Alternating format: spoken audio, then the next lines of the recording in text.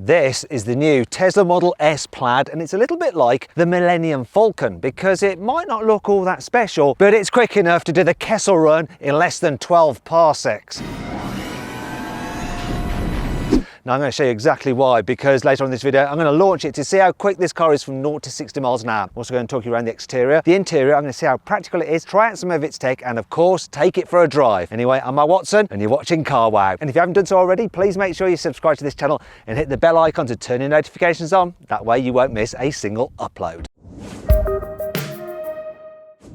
Let's start this video by talking about the design. So even though this is an all new car, it looks rather similar to the old Model S. However, you can now get this Plaid version, which has this horrible badge. It also gets a boot lip spoiler, which is less horrible. I like that. In fact, I like the overall design of the rear. What was chrome on the previous car is now black though, because black is definitely cooler than chrome apparently. Wheel sizes start at 19 inches, which is too small, though you can pay extra, £4,400 actually, to upgrade to 21s, which look a lot better. As with the previous Model S, you get flush door handles which pop out, and you have black surround for the windows, unlike the chrome on the previous generation car. This little pod here is where your side view cameras are kept. Quite a lot of look at that actually. Serves a purpose and looks quite nice. Here at the front, the design is just slightly cooler than the previous generation Model S. It's very sleek, very minimalistic. You do have a little grille there to help cool the battery and motors, and the headlights are really sleek. There's no matrix LEDs. It looks smart. In fact, overall, the design of this car is pretty sleek. I like the look of it. Starting price of the new Tesla Model S is from £96,000, so it's pretty expensive. Here on the inside of the new Tesla Model S, there are two major things to talk about. The first, of course, is this yoke style steering wheel. It's the only steering wheel you can get with the car in the UK apparently, which could be a bit annoying. I'm going to tell you what it's like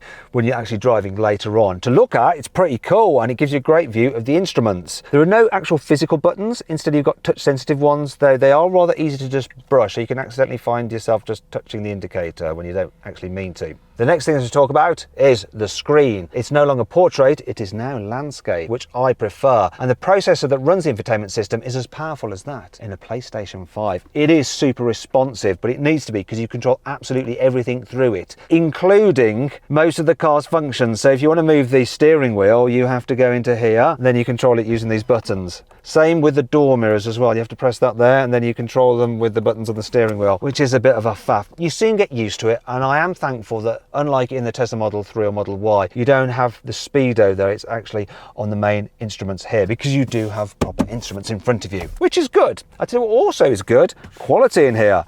It's better than the previous generation car. It doesn't feel cheap at all. Well, it shouldn't do at this price. It's a very expensive car, isn't it? Seats are lovely, very supportive, and I really like the design as well. There is something that's not ideal about this car though, and while it does feel nice, build quality maybe is a bit iffy in places. For instance, the owner of this car pointed this out. This cover for the cup holders doesn't stay open. He needs to get that fixed, but apparently his Tesla retailer doesn't know how to fix it yet. How annoying. These other slidey bits do work as they should do though. Lots of storage down here. Let me just shut them back up, and obviously that one itself. More storage in here. Then you've got your wireless charging pads there for your mobile phone. Quite an annoying place for your hazard warning lights. Something you might need to hit quite quickly, but it's a bit fiddly to get to. I will show you in the glove box, but look at this. When I try and open the glove box, which once again you have to do through the screen, it's asking me for a pin because the owner has locked it. I wonder what he's got stashed in there. What I can show you is the fact that now the Tesla Model S finally gets some door bins. So look, you can fit a big bottle in there, which is great. Overall though, I like the interior design, it's really nice. Let's just get rid of that. Here in the back of the Model S, knee room is good. Headroom is all right. People over 6 foot will be fine. And I love the fact that you get this massive glass roof. What's not so good though is this. Look, you can't really stretch your feet out underneath the chair in front because it's mounted quite low. Also, there's not much distance between the floor and this seat. So look, you don't end up with much under thigh support. So that could be annoying on a longer journey. If you need to carry 3 in the back at once, it's actually quite decent because this is quite a wide bench seat, and the flat floor means there's plenty of room for everyone's feet. If you need to carry children, look, you've got baby seat anchor points there. And if there's no one sat in the middle, you can of course fold this down. It's a big armrest, you've got cup holders. Lift this up, you can see, look, we've got 2 wireless charging pads there and a little extra storage space there. Annoyingly though, there's no through loading. I do like this. You've got this screen here for the climate control, so you can move the airflow about just using your finger. You've got heated seats, you can control the music, and you've even got YouTube, Netflix, or whatever. There's also a couple of extra USB-Cs there for charging some more mobile devices, and like in the front, you get door bins here in the back as well, so that's good. Oh, look at this, little coat hook there. Tiny things, please, tiny minds. Now, it's good in the back, this. However, if you want an EV with even more room in the rear seats, click on the pop-out banner up there, follow my link in the description below to watch my review of a big, spacious and luxurious electric vehicle. Now let's talk about storage. Obviously, being a Tesla, you have a front boot, a fruit, and it's a decent size. And look, we've got the bag for the Tesla cable here. Look at that. Willow Springs world record lap by Randy Pobst. He did a 1:27.78. Yeah, I'm glad he didn't do that round a certain unnamed German circuit, which is very famous, because then this would be happening to me. Is the question old?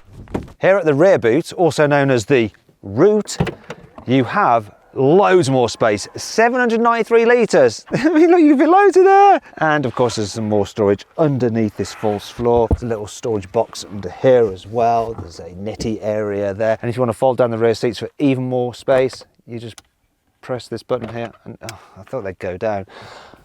That's frustrating, isn't it?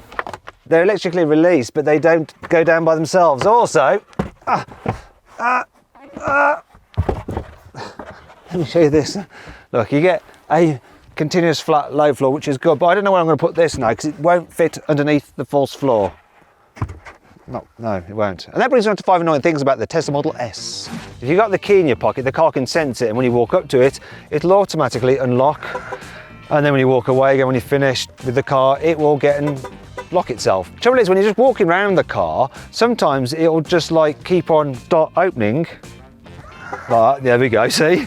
And then when you walk away, it will lock, and then you walk up to it again, and then it'll open, and it just drives you crazy. It's completely nuts. The location of the horn, which is this touch sensitive button there, is quite hard to hit if you suddenly need to activate the horn. You'll be like, no, oh. Finally, I've heard from an owner that on some cars, like this one, the seals just here where the windows join can be slightly indented. As a result, the wind gets in there and you get a bit of wind whistle as you're driving along. More on that later. I hope you like this car in white, because that's the only colour you get for free. Everything else you have to pay for. In fact, I had to pay £2,500 to get this car in a different colour. To find out what the colour is, click on the pop-out banner up there for the link in the description below. Tesla's got rid of the normal store gear selector, which I do like, and they've now just allowed you to select gears by moving that forwards or backwards here, which is a bit fiddly. Alternatively, you can press buttons down here. Come on, there we go, look, reverse, neutral, drive, park. I prefer the stalk. Thankfully, this car has plenty of cool features to help make up for all this. Check this out, right? Look. The computer that runs the infotainment system is so good you can actually play arcade games on it. There is nothing like this in any other car I've driven.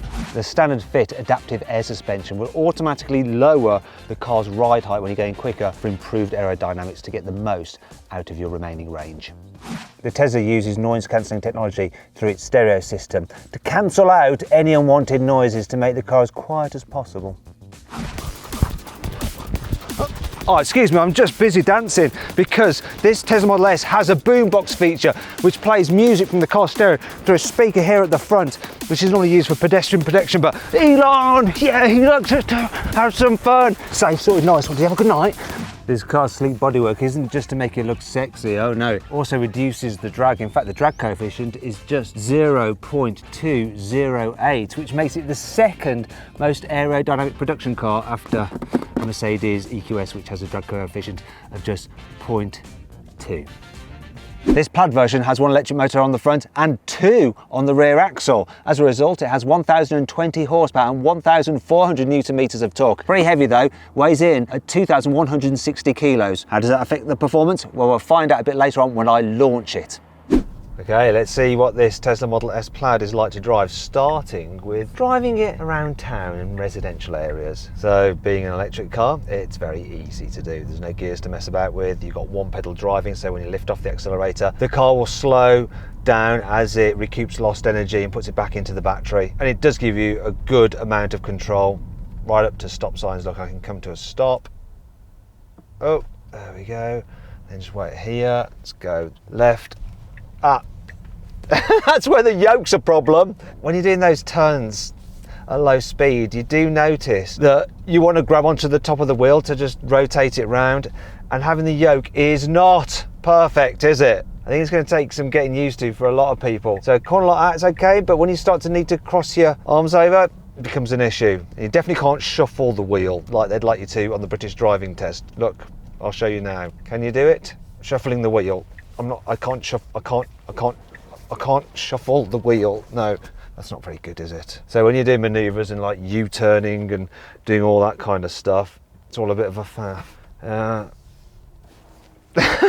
Can you see what I mean? These are things that seem like a good idea when you're designing the car maybe, but in reality they're not perfect. One of the good things though is that the turning circle is relatively relatively tight at 11.2 meters. So then let's find out what this Tesla Model S Plaid is like to drive on the motorway. First thing I'm going to do is press this button on the steering wheel twice to engage the autopilot. So this car has the standard autopilot, which means that it can brake and accelerate to keep you a safe distance from the car in front and steer to keep you in lane. And it's a pretty decent system. Hooks you up nicely and just does the job for you. You do have to keep hold of the wheel, otherwise it will disengage. But yeah, that's how it should be really, isn't it? Now this is the kind of system you normally have to pay extra for on this car's German rivals, but you get it standard here, and you can upgrade this system so that it'll do things like follow your sat nav and even take you off up a motorway ramp. This one doesn't have it though, so I'm just doing the normal cruise control thing, and it just makes life easy. And it allows me to just focus on what this Tesla Model S Plaid is like for just cruising on the motorway. And the seats, they're comfy, the suspension is good over undulations and the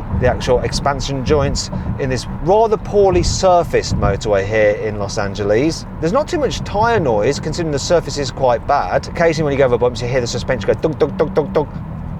Now that was the cruise control just disengaging then because I applied a little bit too much pressure, and you do have to get used to it. This car is also quiet in terms of wind noise, generally speaking, apart from this one because it's got a problem with its window seal there. So when you go a little bit quicker you start to get quite a bit of wind whistle, which is a shame because it is a quiet car this. Oh, it didn't like that. Oh, it's not liking that at all because I'm just weaving across the lanes without doing the indication there to let me cross the line now. All fine, calm down Tesla, we're all okay. Other than that though, relaxing to travel in. I'll tell you what else is relaxing about this car. The ability to just overtake whoever you want, whenever you want. So, see that Honda there?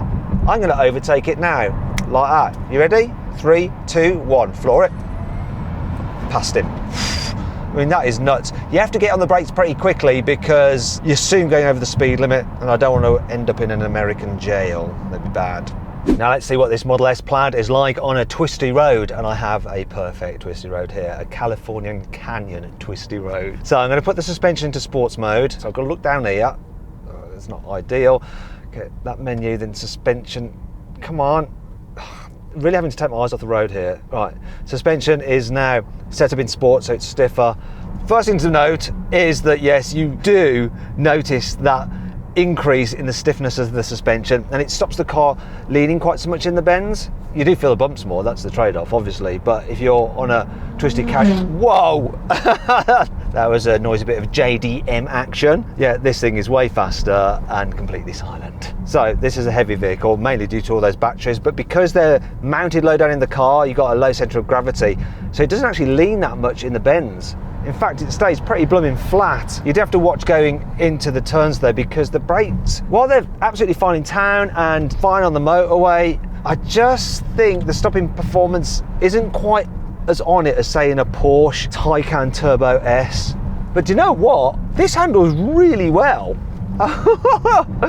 When you think this is more of a luxury saloon than a sports car, it really goes around corners very, very impressively. And of course you've got incredible grip because you've got four-wheel drive and loads of power out of the bends from those 3 electric motors. And out here, when you're going quicker and you're on a twisty road, this yoke steering wheel actually works, you know. I quite like it because you're not having to do such tight turns as you would do in town, and because you're going quicker, it just feels quite natural. For those who like to hold the wheel slightly more towards like 10 to 2 than quarter to 3, you ain't going to enjoy it, but you know, that's quite a tight hairpin there, and I'm not missing the lack of top to the steering wheel. I might do if I needed to do some oversteer action to correct a slide, but this car isn't really going to be doing much sliding, I don't think. It's doing lots of beeping as I accidentally go over the central line.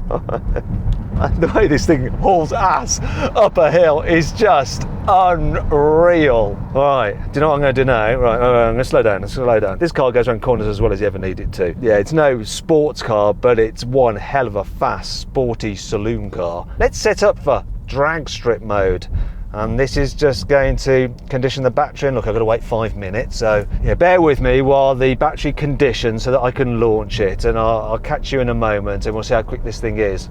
This Tesla Model S Plaid is supposed to do 0 to 60 in 1.99 seconds, but can it really? I'm going to find out. I've got it in drag strip mode. I've got my specialist timing gear up here. I'm going to launch it. I'm going to find out how quick it really is. Launch now.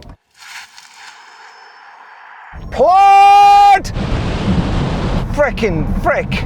It was quick, my God, 2.49 seconds. Not the 1.99 seconds Tesla claim, but they do have this thing called rollout where they actually don't measure the time for the first foot of moving, and that gets them a slightly better time. 2.49 is impressive. Let's try it again. Locked and loaded. Let's do this.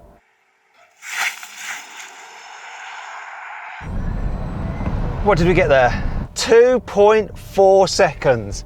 Oh, it's well quick.